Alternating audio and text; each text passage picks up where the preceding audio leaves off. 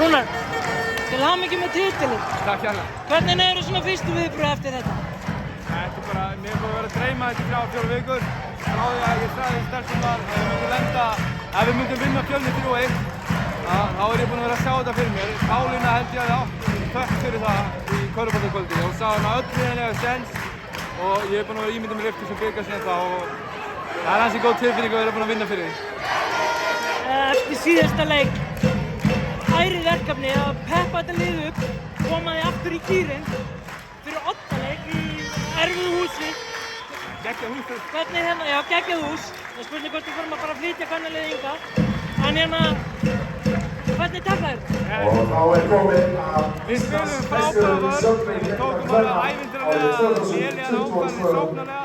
Við fórum og lögum það til. Við erum með unga leikmenn, við sjáum það bara hérna, 2-3 svæðisvörðin sem að þeir settu. Við fórum strax að ströggla en það eru við meðtækilegar að vita að ég vinn vel á vídeóinu og við fórum vel yfir það sem við gátum gert á móti maður og mann og við gerðum það sannarlega og klárum leikinn fyrir álega. Takk fyrir þetta Rúnar, bara náðu í gullið þitt.